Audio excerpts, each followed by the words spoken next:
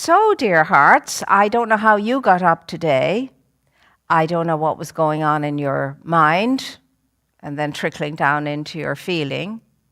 But I'm trusting it was good and very good, because the first awakening thought and feeling sets the tone of the day. And if you catch yourself on and it needs correction at that point, you very quickly go into correcting it so the day can proceed and unfold as it is meant to, as an amazing opportunity to experience more of your great self. Your great self. There are many wonderful little pamphlets and books and great books and big books and small books out there. And the one I picked up this morning was a very short book by Bloodworth, Denise Bloodworth. And it's an old book and it's out of circulation now. But that doesn't mean it's not in circulation in consciousness, because it very much is. And the page I was looking at this morning was Your True Self. Your true self. And you see, the thing in life is that I've come to the conclusion now that it doesn't matter what anyone might accomplish, what anyone might achieve, how famous or infamous anybody becomes. The one and only important thing is to find ourselves, discover ourselves, and know ourselves. It's not for any small reason that way, way, way back when, eons ago, it was discovered, written over a temple, an ancient temple. Man, which means humankind, man, know thyself.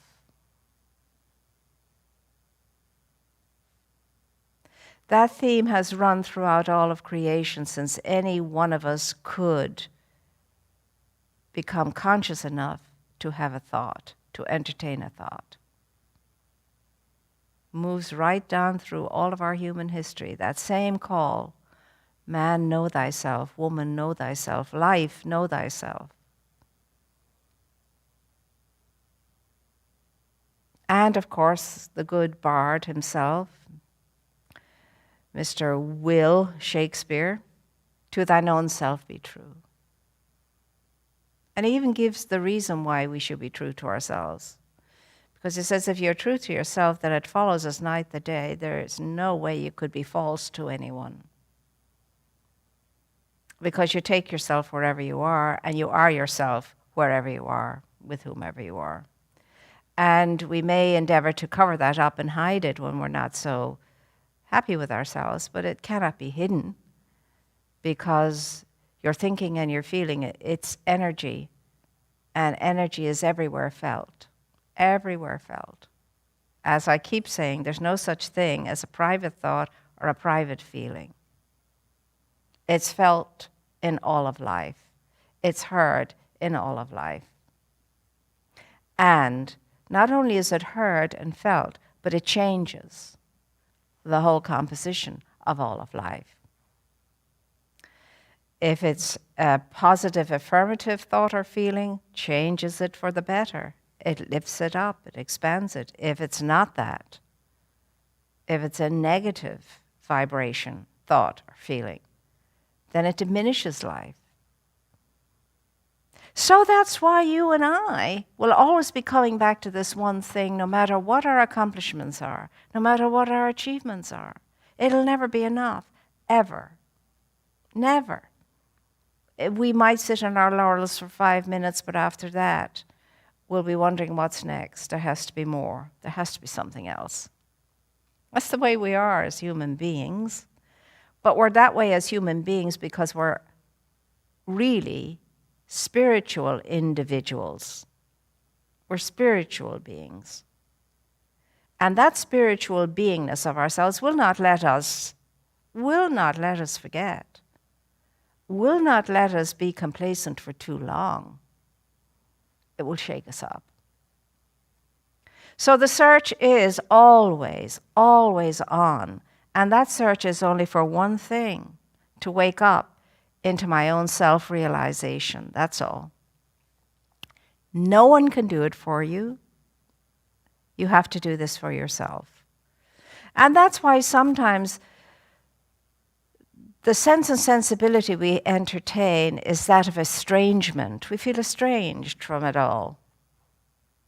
That's not a very nice feeling, I can tell you. It's part of the experience of what all the sages and the saints and the people who are truly endeavoring to unlock the secret, the key to life, call the dark night of the soul. It's kind of a feeling of being out of yourself. You hear people say that, oh, she's out of herself at the moment. And we kind of have a sense of what that means. Or she's not herself at the moment. He's not himself at the moment. And these come in waves, these senses and feelings and vibrations. And there may be, you may be doing very, very well, and all of a sudden you're overwhelmed with this sense of disconnectedness, dissonance, the sense of estrangement, the sense of, non-connection. It's normal for a human being to have those experiences. And they're part of our awakening process. They're part of how we wake up. Now, is there an easier way? Yes, there is. But the easier way has to do with you and me doing the work beforehand. We have to practice like everything else. Everything is a practice. A new job, you practice it first. A new skill, you practice it first. Practice, as the old adage says, makes perfect. Well, it doesn't make totally perfect in the human sense, but it makes it more perfect. So the practice part of it can be tedious in the beginning. But if we persist, that practice part becomes something we love and so enjoy being in. Because of the fruits. Again, think of a little child learning to play a violin. We have done that here. It's painful. But then one day, that little one picks up this violin, and lo and behold, you're hearing a tune. I remember that with a child here. All of a sudden I was hearing, my body lies over the ocean. And it was like that to begin with, slow motion. But I could recognize the tune, and I was whoop-de doing it. The child had made it through, advanced to another stage of experiencing her violin. So that's the same kind of joy we all get when we make a breakthrough spiritually as well, when we keep practicing. I mean, I can't tell, if I had $1 for every time somebody says to me, well, I tried that today, and I sat down, and after 2 minutes I was going crazy. Nothing was happening. And I thought I was wasting my time, so I got up and did something else. That's the mistake all of us have made in the beginning. But that kind of persistence is what it's about. And it's about, I'll tell myself 5 minutes, I'm going to sit here, I'm going to walk here, I'm going to just be. I'm not going to be on any agenda. I'm not following any schedule for 5 minutes. I'm just going to be in that sort of sense of nothingness. I'm going to be doing nothing. I'm just going to be tuned in and listening. For what, I don't even know, but I will. I'll pay attention to being here now, being present, on this chair, feeling this chair, its support, whatever it is. Hearing the sounds around me, recognizing the sounds around me and saying, oh, that's interesting. That's a sound I don't usually hear. Whatever. It's a focus experience to begin with. That's all it is, meditation. It's a focus experience to begin with, to see how present you can be for 5 minutes to just what's going on right here and right now. Is the chair hard? Is it soft? Is it too soft, too hard? Whatever. Am I walking in my garden with that sense of connectedness? Am I noticing all the various and sundry aspects of life in this little garden? My hearing, my differentiating the sounds I'm hearing. If you can do that for 5 minutes, it's perfect practice. And even if you sit on your seat in frustration for 5 minutes, that was the perfect practice. You made it through your commitment to sit for 5 minutes. It was a perfect experience.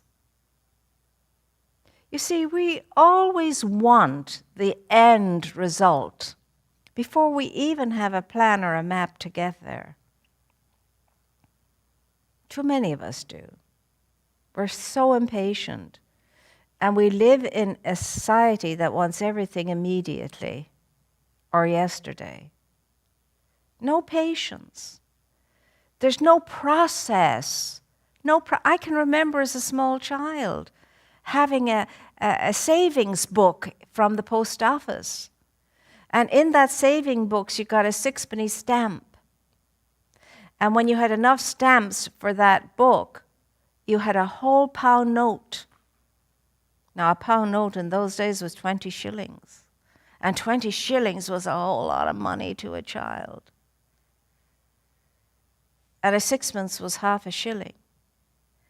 And we loved putting those little stamps in that book and seeing the book fill up. And then when it was full, we put the book aside. We started another book if we were saving up towards something, and we as children saved up towards something.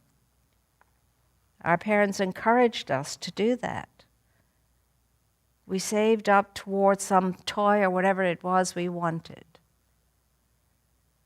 And we got the greatest kick out of getting that than we did from the gifts our parents just gave us. We got the best kick out of what we ourselves had saved up for and bought for ourselves. You can't even describe the difference. There's such a difference. Patience is really not in great evidence these days. In ourselves, in each other, or in general. But that's what meditation brings to us, patience. Patience that opens the door to inner awareness when we're practiced enough. And there's no describing what that's about because it's different for everybody, and I'm not going to say that my way would work for you. And that is why spirituality is an individual process. And that is why people come and they say to me, well, I followed the rules and I followed this and I did that and I did the other. But it didn't work for me. And what we don't understand is that the steps and the rules and the directions are just guidelines for you to discover your own way to be and to do. Follow your own path, your own inclinations with regard to what's good for you and what brings you peace, what brings you joy, what brings you calm, what brings you to a greater sense of yourself. They're tools. It's the finger that points at the moon. It's not the moon. All of the practices are just fingers pointing at the moon. But people get stuck on the finger and don't even look up at the moon. See, there's only one thing that's going to ever satisfy you or anybody else on this plane, and that is the awakening into your great good self. Augustine, the great Saint Augustine, this piece begins with a quote. He says, "Go not abroad, retire into thyself, for truth dwells in the inner man or woman." Stop running out there trying to find yourself. You won't. Yourself is not out there. You have to run in here to find yourself. Darn it. Nothing out there is going to do it for you. Yes, lots of things out there will point the way, will help you to make the way straighter before you, but it's not going to take you to your destination. You have to do that. You have to do that. And it says, your true self is the spirit of you, and the spirit of you is forever complete and perfect. It's not growing, it's not expanding, it's whole and complete, the spirit of you, the truth of you, your essential self, your essential essence. Spirit cannot know any lack, limit, or disease. It is the conscious mind that places limits on us in accord with our education, environment, and training. Oh, so long ago, from the time we arrived, we were told what we were not, what we couldn't do. And we picked up at a very, very early age a sense of less than. Less than. We picked up at an early age a sense of being limited in some way. And until we are able to extricate ourselves from that sense of not being enough or being limited in some way, we're never going to be able to feel good about ourselves. And if we cannot feel good about ourselves, we will not feel good about anybody else for any good length of time. Because we can only see ourselves in others, and others in ourselves. I know it's a bit much to be able to comprehend all of that, and we never fully do. We're always endeavoring to, expand that sense of how life is and how it works, and what life is in you and what life is in me. But it is the one life, and it's the only life, and there is no other life. But each one of us is experiencing that life at various degrees of consciousness. Various degrees of consciousness. It's an ascending spiral. And the ascending spiral kind of is circular anyway. Just so it's not going up and up and up and up and up. It's going up and around and down and up and around and down. And we make all kinds of concentric circles too, and we're all concentric circles. We all touch each other. So if you're going to feel the best way that you can feel and be the best that you are, there's no getting out of it or around it except to do the work. And the work is interior work. It's invisible work. It's work on the inside of life. It's a working consciousness, and you can't see consciousness.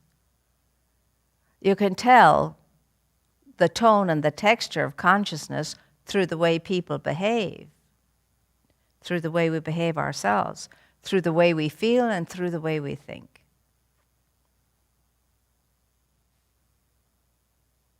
The self must raise the self, says the Bhagavad Gita. Or as Jesus would say, physician, heal thyself.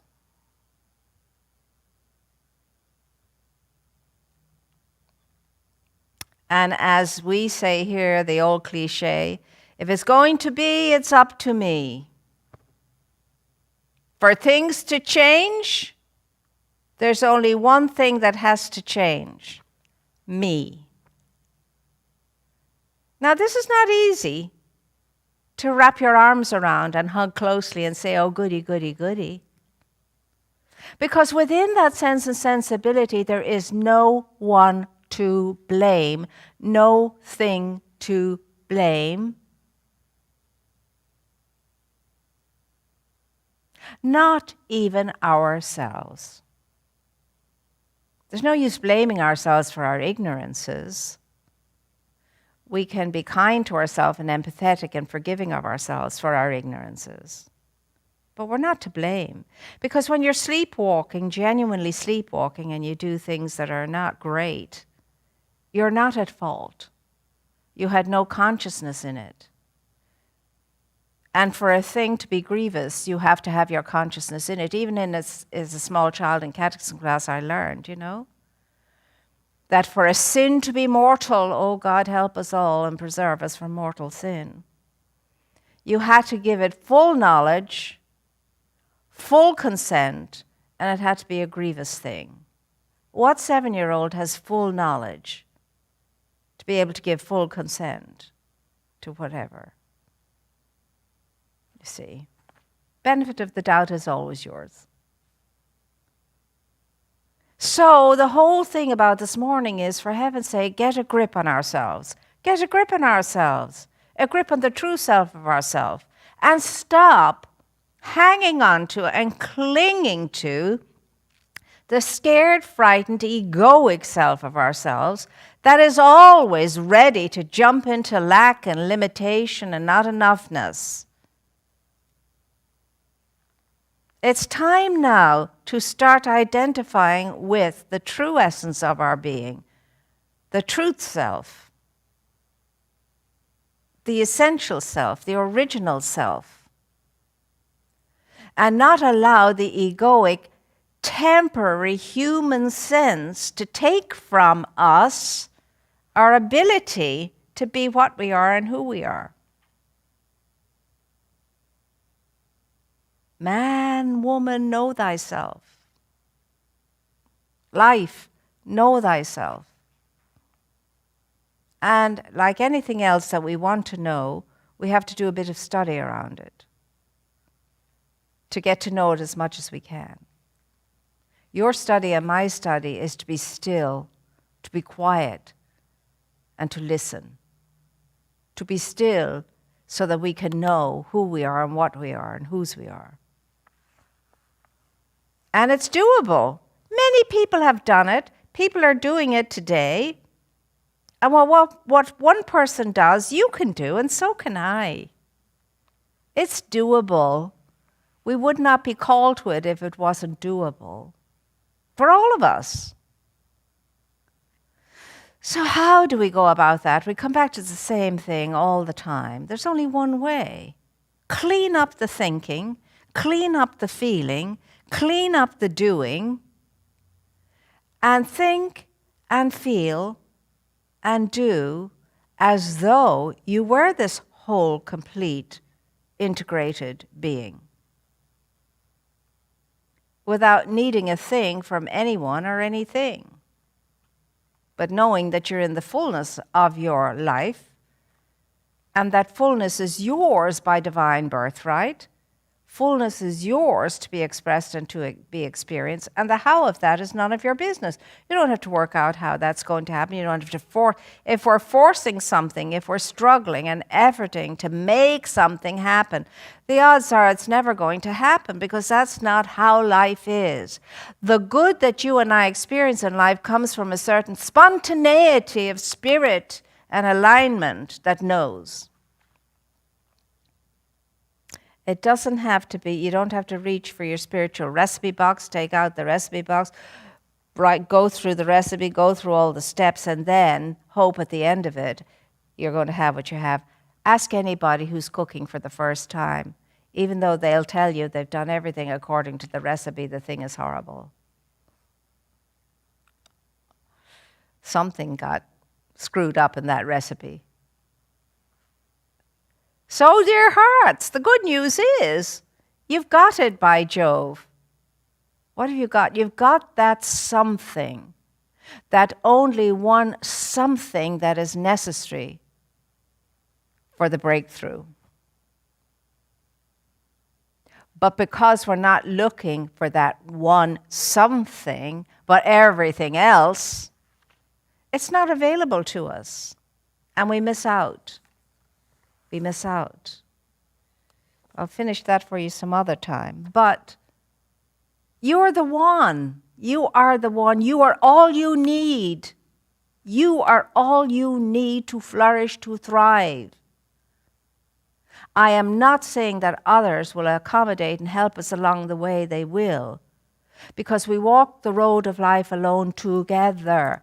We are called as individuals, and we are also called as a humanity, as a group. We're called into an individual experience and into a collective experience. And one influences the other. But to get to the core of yourself is an individual endeavor. There'll be plenty of help given to you when you decide this is what you want. This is truly what you want. You want to do this before you leave this plane. You want to accomplish what you came for. You don't want a repeat performance. You just want to finish it, get it done, and feel really good about it. Why? Because it's yours to do, and because you can. So, my dear ones, let's make today the best day ever by always tuning into the best of ourselves and only the best of ourselves for the rest of the day and see what happens. That means think good thoughts, feel good feelings, and then you'll be doing good and great things. That's the way it works. I'm excited for us all. Get in touch with yourself. Stay in touch with yourself. Be mindful of yourself. And be reassured that you can because you are. I am, therefore I can. I can because I am. And what you are is infinite intelligence unfolding according to the way you're thinking and feeling and being and doing. Don't limit that. You are infinite intelligence unfolding as you are meant to. You can do it grandly, or you can do it haphazardly, slowly. It's up to you. As my mother would say, so let's pull our wits about us now and get on with this great good day. It's one of her expressions. So, my dear ones, I am just rooting for you. We're all rooting for you. We're keeping you prayed up. We're keeping you absolutely in mind. And if there's anything we can do to assist you in all of this, let us know. Remember, we are as present as a very real and present help can be, but we cannot help you if you don't let us know how we can help you. You're not alone. You're not on your own. Open up your mind, open up your heart to the divine providence coming in to help you to take care of your needs, to help you to take care of your needs. Not to take care of your needs, but to help you to do what you're created to do, take care of yourself. All right then. So now we're going to have our little ceremony here. We have our opportunity to bless our good. To bless our good and to know that once we trust our source, we'll never be in want, ever. And once we're willing to share from our daily bread, and I know that bread can be big or small depending upon what's going on, doesn't matter. But we can always share a little. Share a little. It's about sharing a little. Remember, it's about circulation, keeping every good thing in circulation. I want to thank you so very much, and some of you have been so extremely faithful, even though you've been challenged yourself financially. You've nevertheless managed to keep some of that little daily bread to be shared and to go forth to do good. So very grateful to you all in every which way. And for your good thoughts, your good ideas, your good feelings, and your good deeds. They're making all the difference, and they're adding to the healing of the planet and creation. So let's take our gift between our blessing hands and say, divine love consecrates my gift. It goes forth to heal, to bless, and to prosper. All those who give and all those who receive. I rejoice in the sharing of my good, and I release my gift with love. And I know it goes forth to make a difference in life and living. And it goes forth as a circular motion. It goes out, it comes back. It goes out, and it comes back. That's the way life works. It has that wonderful sense of giving and receiving, giving and receiving, giving and receiving. The night gives way to the day, and the day gives way to the night. So until we meet again, stay strong, stay strong. And I know that some are extremely, exceedingly challenged right now. I know that some have many, many, many things weighing upon them and many challenges before them. But please know you're not alone in all of that. If you could just know that if you invite in the power and the presence of Spirit to assist you, to be that light unto your feet and the lamp unto your path, to go before you, to prepare the way, to clear the way for solutions. And remember, we only arrive at solutions when we step out of the energy of the problem. Step out of the energy of the problem and open yourself up to divine solution. And that's how it truly happens the most quickly. So take good care of yourself. Know that you're cherished. Know that you're loved. Know that we're here for you. And soon, we're talking about, and I'm just putting it out there, because if you put it out there, it can happen. We're talking about, the 4th of July week, maybe, to have a small opening. So you're just going to know that for us, that we will be able to get everything in place and all the codes and so on up to snuff, etc. Because truly, no one wants to be in the company of our wonderful community more than we do here. And so we're just looking forward to that and the way being made straight before us for it to happen. In the meantime, take care of yourself. Be the best that you can be regardless of what's going on. And some days your best may be very little, and some days it'll be this. But whatever it is, just know, I want to be the best of myself in this situation, in this moment, here and now. And I trust the knower within me, the provider within me, the doer within me, to assist me in being all that I can be in this moment now. And see if wonders won't happen. So, until again we come together, and do please stay tuned in.